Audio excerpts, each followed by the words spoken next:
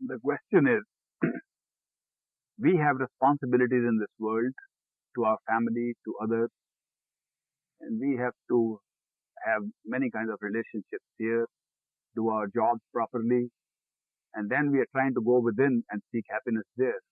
What is the correlation between the two? How should we do the family duties and the worldly duties at the same time? Try to practice going within and find real happiness. That's the question. I came up to the microphone because this may be a question others would like answered. Anybody else wants to have an answer to this question? Sure. That's why I came here. The answer given by the great master to a similar question might be relevant here. He said that the mind has two parts called the outer mind and the inner mind, which he called Nijman, the mind behind the mind. And the Nijman, the mind behind the mind, is more relevant for spiritual growth than the outer mind. If you want to do your worldly duties, use the outer mind and its attention to work outside, but the inner mind, the mind behind the mind, which loves to think of those you love, even when you're doing something else, that mind should be tied down to inner meditation. He gave the example of a housewife cooking in the kitchen, a mother cooking in the kitchen and preparing food, and the little child is playing in the next room. And the little child, if the mother was fully putting her attention of the whole mind on the cooking, the child cried, she wouldn't know. But there is some part of her, even if the child cries a little, she will leave the cooking to run and take the child. So she is using her mind, an outer part of the mind, to do the day-to-day work, an inner mind for the one she loves. In the same way, we should, when working in this world, do a thoroughly good job. And in the inside, remember the Lord, remember the Master, remember the truth. And say, try to see if everything that you do kicks up a memory of that.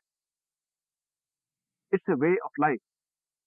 A meditator who is on the spiritual path very quickly finds out how when something happens, thank you, Master.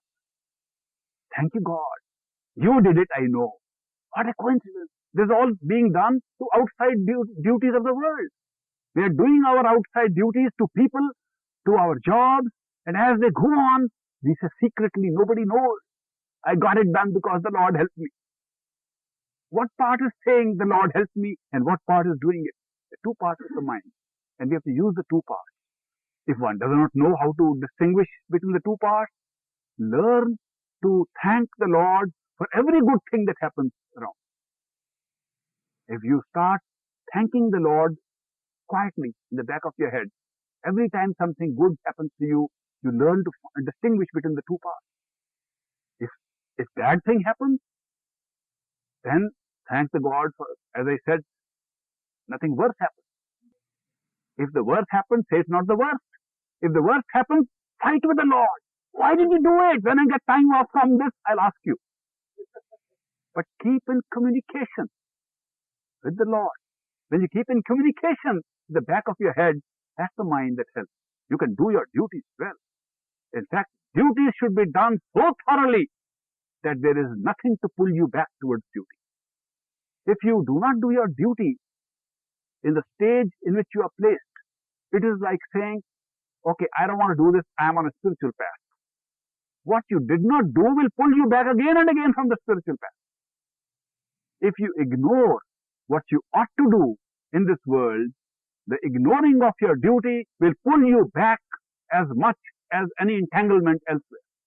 Therefore, one must do one's duty fully. Having done it, thank God for letting me do it. It's over. Now I am on the spiritual path. Use the two parts of the mind for the two purposes for which they are created.